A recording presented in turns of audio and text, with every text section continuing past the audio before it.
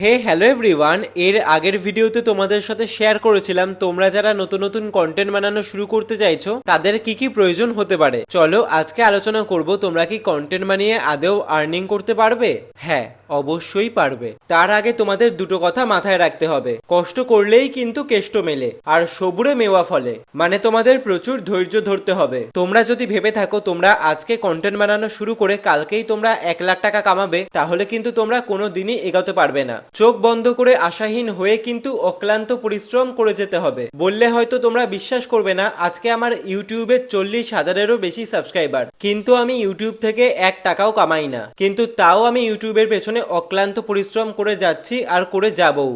একদিনে হয়তো হবে না, কিন্তু একদিন ঠিকই সব হবে। তাই ধৈর্য ধরতে হবে। কষ্টের ফল কিন্তু কখনো বৃথা যায় না। তাই কবে টাকা কামাবো, কত টাকা কামাবো ওইসবের হিসাব না করে মন দিয়ে নিজের কাজ করে যাও। বেশি আশা করার পর সেই আশা নিরাশায় পরিণত হলে কিন্তু কাজ করার ইচ্ছাটাই মরে যাবে।